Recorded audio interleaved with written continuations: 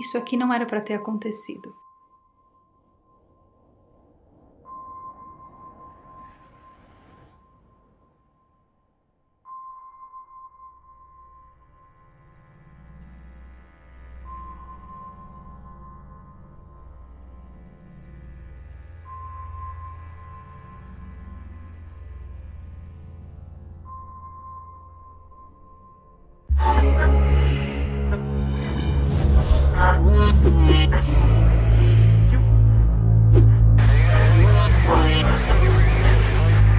Darwin propôs que todos os organismos da Terra vieram de um ancestral em comum.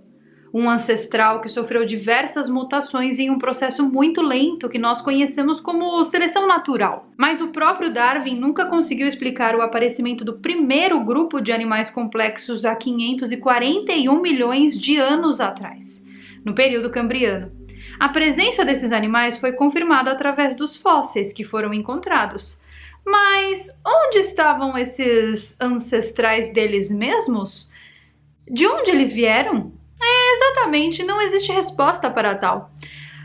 Até onde consta, eles não vieram de lugar nenhum. Francis Crick, o famoso biólogo molecular co-descobridor do DNA, que inclusive recebeu um prêmio Nobel a isso, ele nos diz coisas muito interessantes sobre algo que você já deve ter estudado na escola, que são as bases que compõem o DNA, que são 4. A adenina, citosina, guanina e timina. Lembra que a professora ficava pedindo pra gente decorar esses nomes? Bom, quando essas bases são combinadas em pares, elas formam os famosos nucleotídeos. Esses nucleotídeos, eles funcionam em códigos binários de 0 e 1, bem como um computador. Quando você está fazendo a programação lá, sabe, o background de todos os programas de computador? Pois é, eles também existem em códigos binários. O ciclo desses nucleotídeos, eles são verdadeiras instruções fornecidas pelo nosso DNA para a criação e geração de toda e qualquer proteína que nós temos no nosso corpinho. Essas proteínas combinadas, elas formam os nossos tecidos, certo? Tanto Francis Crick quanto Leroy Hood, que é outro famoso biólogo molecular, ambos descrevem o nosso DNA como sendo, na verdade, um código digital. E como assim? É tudo bom? Se uma forma de vida, então, precisa evoluir, essas combinações desses nucleotídeos, elas precisam mudar, ou seja, elas mudam e, por consequência, produzem novas proteínas. E até os dias de hoje, nós não fomos capazes de criar essas mutações em laboratório. Todas as vezes que nós fornecemos combinações novas para os nucleotídeos para que eles produzam as proteínas e, por consequência, os tecidos, essa fórmula parece colapsar. É como se o DNA colapsasse quando alguém tentasse fazer essa manipulação digital nele. Então é como se o nosso código de DNA possuísse uma espécie de segredo, uma espécie de chave, uma espécie de password. É como se ele estivesse encriptado. 8% do nosso genoma é conhecido como DNA vírus. O que é isso? Bom, por causa das patologias que todos os nossos ancestrais enfrentaram, nós temos hoje em dia anticorpos para as doenças. E esses anticorpos são produzidos pela entrada dos vírus. Esses vírus, eles entram no nosso organismo e eles mudam o nosso DNA. Nos últimos séculos, pessoas que são muitíssimo mais inteligentes que nós, como por exemplo o matemático John von Neumann, eles pesquisaram e eles chegaram à conclusão de que a vida aqui na Terra não pode ter se desenvolvido de forma aleatória. Ou seja, o que eu quero dizer com isso? Eu quero dizer que a vida aqui no planeta Terra não poderia ter se desenvolvido da maneira com a qual se desenvolveu de acordo com Darwin. Desde o Big Bang, há cerca de 13,8 bilhões de anos atrás, até os dias de hoje, existe uma probabilidade minúscula dos seres humanos terem se formado da maneira como nós somos hoje, com todas as nossas 25 mil enzimas. De maneira aleatória, assim como nós fomos, existe apenas uma probabilidade. O nosso DNA possui 3 bilhões de nucleotídeos que precisam ser combinados em uma sequência muito específica para formar os genes. Então, sob uma perspectiva matemática, a vida como nós conhecemos, ela não poderia ter acontecido. Na natureza, nós observamos um processo de contínua perda de informação genética. Essa é uma manifestação da entropia. E vale lembrar que a entropia é uma lei termodinâmica e que essa perda de material genético está infringindo uma lei. Agora, eu quero que você me responda. Como é que pode uma lei do universo existir e o nosso DNA que está contido nesse universo infringir uma lei desse universo? Mesmo graças à entropia, o nosso DNA continua copiando e colando o código enquanto o organismo estiver vivo. E o que isso significa? Significa que as nossas células possuem um mecanismo de tomada de decisão. E essas decisões, elas conseguem reconhecer e reparar os danos que existem no DNA, impedindo então que a entropia aconteça, impedindo uma lei. É como se você pudesse impedir a gravidade. Durante a vida de um ser humano, o DNA dele vai ser copiado cerca de...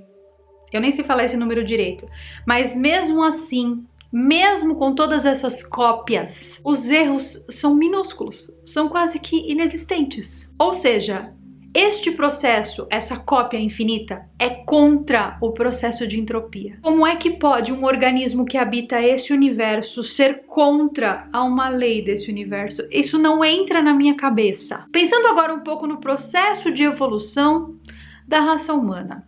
Nós olhamos para a escala da evolução dos primatas e eles se mantiveram sem nenhuma alteração por muitos e muitos anos.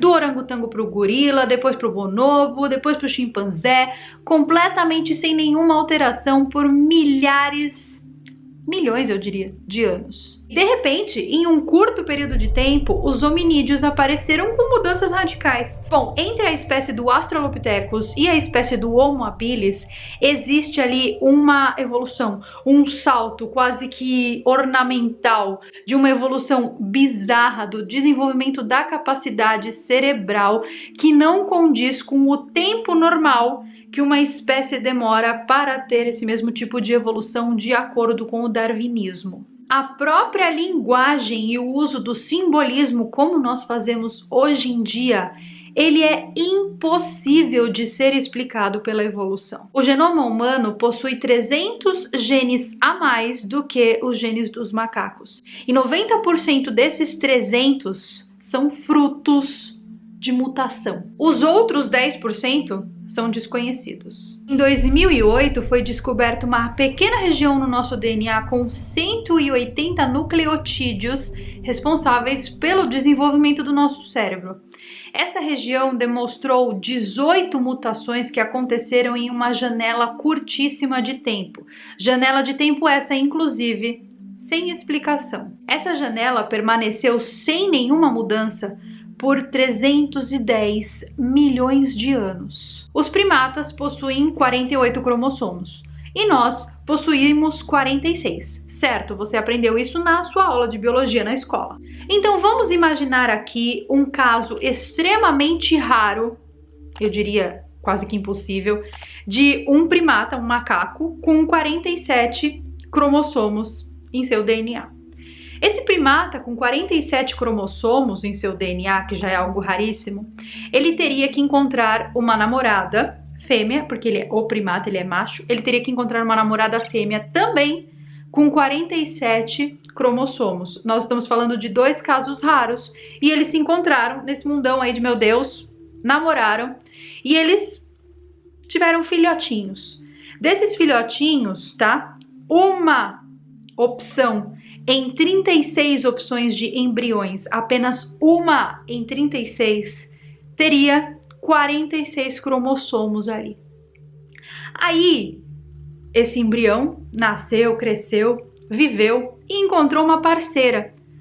E essa parceira provavelmente teria ali 46 também cromossomos, se ela tivesse passado por todo esse processo raríssimo que eu falei, que é tipo impossível de acontecer. Aí eles também tiveram filhotinhos e tal, e daí, desses filhotinhos, a probabilidade de 46 cromossomos foi aumentando. Vocês percebem como essa situação é rara e impossível de acontecer? Porque nós estamos falando de todos os primatas do mundo. Quais seriam as chances disso acontecer de verdade, as chances matemáticas disso acontecer? 1 em 3 bilhões. Mas vamos imaginar que isso aconteceu, tá? Vamos imaginar que foi esse o caso, que aconteceu toda essa coisa raríssima que eu falei. Qual seria a probabilidade, então, desse embrião com 46 cromossomos nascer, crescer e se desenvolver ao ponto de encontrar uma outra macaca que tivesse 46 e assim evoluir a espécie? 1 em 7 bilhões. Ou mais, tá? Essa probabilidade ainda não é certa. Além disso, para que isso acontecesse, para que isso continuasse, esse primata com 46 cromossomos, ele também teria que encontrar uma fêmea com 46 cromossomos para dar continuidade a essa evolução. Então, as probabilidades de defender que a nossa existência aqui no planeta é fruto da evolução, ela fica cada vez mais difícil de ser acreditada. Cada vez, quando você olha cada vez mais para ela, piora. Você pode brigar comigo aqui nos comentários.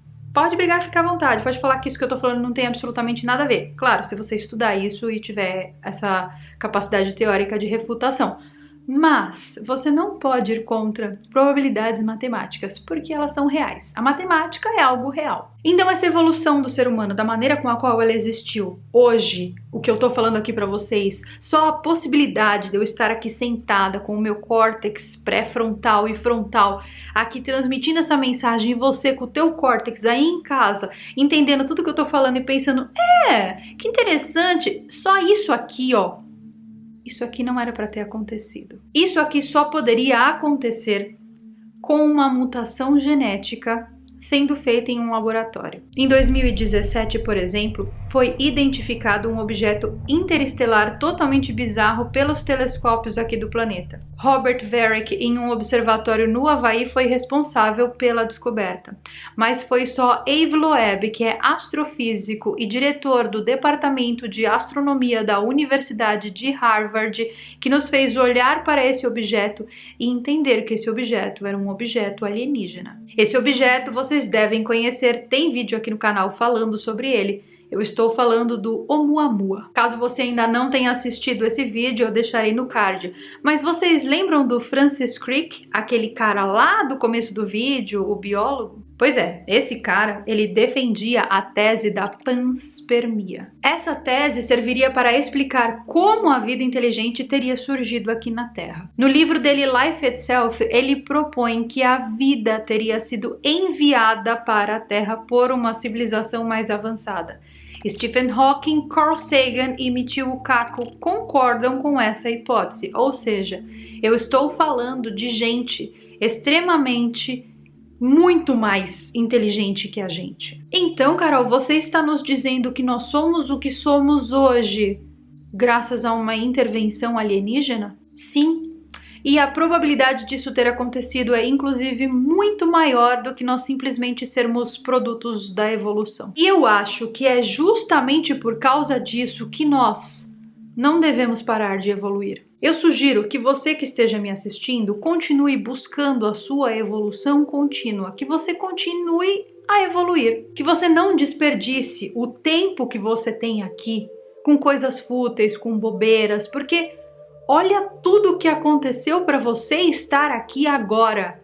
E você está desperdiçando teu tempo com bobeira? Pare de ficar viciado na dopamina, nesse neurotransmissor que vicia a gente a querer fazer só coisas que nos agradam. E comece a se desafiar a aprender uma coisa nova, por exemplo. Nesse vídeo aqui, eu proponho um aprendizado para vocês. Não sei se você sabe, mas eu tenho um curso de inglês, que é o carolmeensina.com. E agora na Black Friday, no dia 25, 26, 27 e 28, ele vai estar com 40% de desconto. Então não sei se você quer aprender línguas, mas é importante para o teu córtex cerebral, para a parte frontal dele, para ele evoluir mais. Já que a gente não vai ter, tecnicamente, uma outra intervenção alienígena, talvez a gente tenha que evoluir por nós mesmos. E uma maneira de fazer isso é talvez aprender inglês. Você pode aprender o que você quiser, tá? Eu tô só sugerindo aqui porque vai ter a promoção. E para você ter acesso à promoção, você entra lá no meu site, que é carolmeensina.com, acessa lá embaixo tem um lugarzinho para você colocar teu e-mail. Coloca teu e-mail lá que nesses 4 dias eu vou te enviar os cupons de desconto e aí você compra na promoção, começa a estudar e eu tenho certeza que isso vai fazer com que o teu córtex frontal e o pré-frontal fiquem mais avantajados, porque quanto mais você estuda, mais o teu cérebro se desenvolve.